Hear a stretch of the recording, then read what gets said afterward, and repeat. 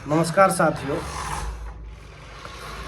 और आज ज़्यादा तो मैं कुछ नहीं बोलूँगा, बस कल एक बात सही में पता चल के आई थी कि कल के दिन जो भी कैंसर से पीड़ित लोग हैं उनको सूचना कर दी जाएगी उनके ट्रांसफ़र के रिलेटेड। ये सही घटना थे, भले कल सत्य नहीं हो पाया, क्योंकि आप लोग देख सकते हैं कल बहुत से जो विश्वसनीय पात्र है, सभी यूट्यूबर का नहीं है लेकिन जो विश्वसनीय लोग हैं उन्होंने ये बात की जानकारी दी थी, मैंने भी दी थी, लेकिन कल नहीं हो पाया।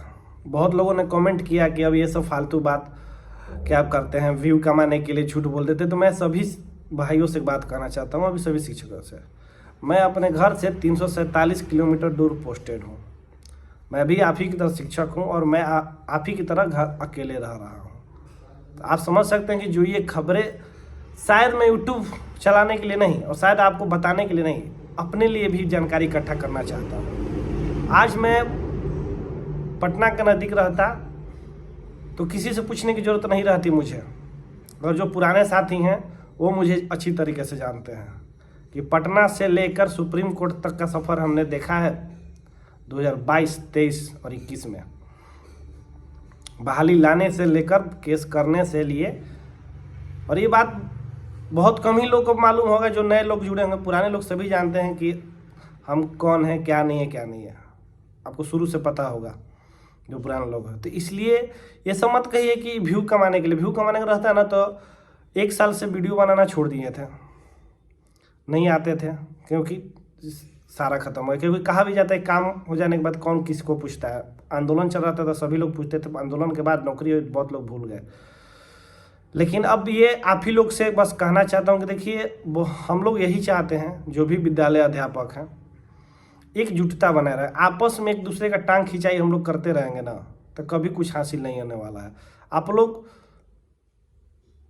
ये देखिए कि ट्रांसफ़र का जो भी बात था, आया मार्केट में, उड़ गया, फिर आया, चल रहा है, और उस पर लेके आपस में खींचा खिंचौल चला है। तो ऐसे किसी को ट्रांसफ़र नहीं मिलने वाला है जब तक एक सुर से एक आवाज़ में आवाज़ नहीं उठाएंगे। तब मैं ये भी कह सकता हूँ कि चलिए आंदोलन किया जाए, लेकिन मैं किसी की नौकरी को खतरे में डालने के लिए कभी कोई कदम नहीं उठाऊंगा। और मुझे ये भी पता है कि बहुत कम ही लोग हैं जो इसके पक्षधर रहेंगे नहीं फिजिकल आंदोलन किया जाए। लेकिन मैं सभी से एक बात कहना चाहता हूँ, और सहमत होंगे तो क्यों ना एक दिन हम लोग ट्विटर पे एक विशेष अभियान चलाया जाए कि कम से कम जितने शिक्षक हैं चाहते हैं ट्रांसफ़र, वो एक बार वहाँ पे कम से कम इंडिया में ट्रेंडिंग करे कि आपका मुद्दा फिर से ज्वलित हो जाए। क्योंकि जब जब कुछ बातें होती हैं, पॉजिटिव चीज़ें आ जा रही हैं तो आदमी बैठ जा रहा है। लेकिन बैठने का नतीजा क्या, बोला गया था कि दिसंबर माह में आपको विद्यालय आवंटन किया जाएगा और जनवरी में पदस्थापना। जनवरी के आज 8-9 दिन भी गुजर गया, कुछ नहीं हुआ। माननीय अपर मुख्य सचिव जी ने बोला था कि तनाव मुक्त होकर शिक्षक काम करेंगे। तो उनसे मैं यही कहना चाहता हूँ कि तनाव मुक्त शायद आप नहीं कर पाए, लेकिन तनाव का डबल डोज, ट्रिपल डोज दे दिए। क्योंकि जब से ये ट्रांसफ़र वाली बात हुई है तब तक किसी शिक्षक का मन और स्थिति सही नहीं है। पहले से आदमी दिमाग में सेटल था कि हाँ 5 साल, 3 साल, 4 साल जो भी है जितना हम रहेंगे, लेकिन उम्मीद दिखा दिए हैं लोग ना। तो सबका दैहिक उपस्थिति तो विद्यालय में रहता है, लेकिन मानसिक उपस्थिति यूट्यूब पे, व्हाट्सएप पे, न्यूज पे रहता है, कहीं से कोई खबर आ जाए। सारे लोग बस यही सोच रहे हैं कि कम से कम किसी एक का भी तो मैसेज आए। अगर किसी एक का भी मैसेज आ जाएगा तो उम्मीद बढ़ जाएगी। लेकिन पता नहीं आप कौन सी प्रगति यात्रा में चले गए हैं माननीय मुख्यमंत्री जी के साथ। और हमें सब शिक्षकों को लगता है कि जब तक मुख्यमंत्री जी का प्रगति यात्रा समाप्त नहीं होगी, ट्रांसफ़र के लिए हमारे लिए कोई प्रगति नहीं होगी। क्योंकि कल जो मैसेज आया, घूम रहा था, वो आने वाला था, लेकिन सुने हैं कि कोई बड़े अधिकारी की वजह से ही रोक दिया गया है कि मैं अपने कार्यालय में आऊँगा तब इसको आगे बढ़ाया जाएगा। अब कितनी बातों में सच्चाई है भगवान जाने, लेकिन यही बातें हैं भाई। आप लोग सुबह के प्रिंट मीडिया के माध्यम से भी देख सकते हैं।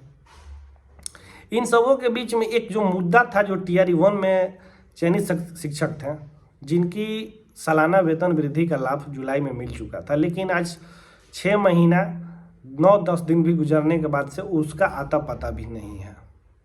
फिर 5 महीने के बाद 1 जुलाई में इंक्रीमेंट लगेगा, उसका भी सोच नहीं है। DA का एरियर बाकी है। HRA एक ही विद्यालय में किसी को 4%, किसी को 5% दिया जा रहा है। इस पे विभाग का ध्यान ही नहीं है। इसके लिए मैं सारे विद्यालय अध्यापकों से कम से कम यूनिटी बना के कहना चाहता हूँ कि कम से कम एक दिन समय निकालिए, अपने डीपीओ ऑफिस या डीओ ऑफिस का कार्यालय का एक दिन चक्कर मार लीजिए, 10-20 शिक्षक मिलके। ऐसे ही होता है, कोई भी काम जब फंसा होता है, पुराने जो शिक्षक संघ है उनसे सीखिए या उनसे जुड़िए, या फिर जो भी विद्यालय अध्यापक के लिए आगे भविष्य में संघ बनाएगा या यूनियन बनाएगा, उससे भी संपर्क करने की कोशिश कीजिए, जो भी आपको अच्छे लगे। मैं ये नहीं कहूँगा कि हम ही लोग बनाएंगे, जो भी आप लोग भी कर सकते हैं, लेकिन यूनिटी बहुत ज़रूरी है, क्योंकि बहुत लंबी नौकरी है। मैं तो अभी देख रहा हूँ कि एक ही दूसरे ग्रुप में जो विद्यालय अध्यापक हैं, बीपीएससी द्वारा ही चयनित हैं, वो एक दूसरे का, अगर किसी का अपना जिला मिल गया तो दूसरे को करेंगे, अरे क्या कीजिएगा जाके जिला में, आराम से यही नौकरी करिए ना, छत पे विद्यालय खोल दे। तो ऐसी बातें नहीं करिए आप लोग। आप ये जो टीचर का जॉब प्रोफाइल है, ये देखिए कि सब लोग घर के आसपास इर्द गिर्द में ही जॉब करते हैं। तो ये ऐसा कौन सा गुना विद्यालय अध्यापकों ने कर दिया कि जो इनको 350 और 400 500 किलोमीटर दूर भेज दिया गया था। अगर विभाग के पास सीट नहीं है तो क्यों TRE 3 का एग्जाम लिया? TRE 4 के बहाली का प्रचार हो रहा है कि 80,000 सीटें, यानी कि तो सीटें तो आपके पास खाली हैं। तो पहले कम से कम स्थानांतरण की जो प्रक्रिया शुरू किए थे उसको पूरी तरह से कंप्लीट कर ले। उसके बाद जो भी सीट जहाँ जहाँ बढ़ते हैं वहाँ बहाली निकाल दीजिए, और अधिक ही बहाली मिल जाएगी आपको। समय जितना दीजिएगा, हर रोज तो 2 मास्टर रिटायर होते हैं हर 30 तारीख को हर महीने का, तो और भी सीट मिलेगी।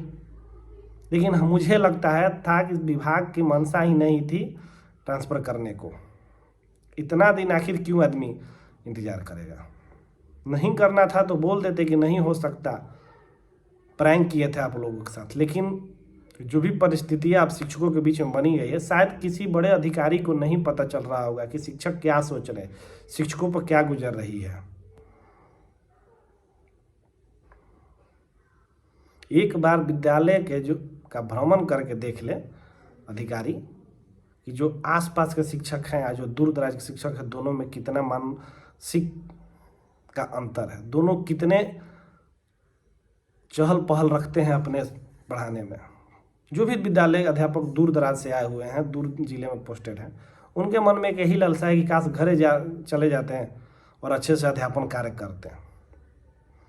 ऐसा तो नहीं है कि अपने ज़िले में दूर क्षेत्र नहीं है, ग्रामीण क्षेत्र नहीं है, अपने ज़िले में पिछड़ापन नहीं है, वहीं अपने ही ज़िले में किसी दूर दराज गाँव में कर दीजिए, कम से कम अपना ज़िला तो नसीब हो। और ऐसा इसलिए कहा जा रहा है कि विभाग में इकलौता यही शिक्षक का जॉब था जो आपको घर के निकट ही किया जाता था। विगत 18 सालों से आप लोग देख लीजिए ना। और यही देख के बहुत लोगों का मन में इच्छा था कि हाँ, अपने माता पिता के साथ रहेंगे, घर भी देख लेंगे, परिवार भी चला लेंगे, विद्यालय कार्य भी कर लेंगे। तभी ना जी कि कम सैलरी होते हुए भी लोग इस ललक में ये शिक्षक जॉब किए।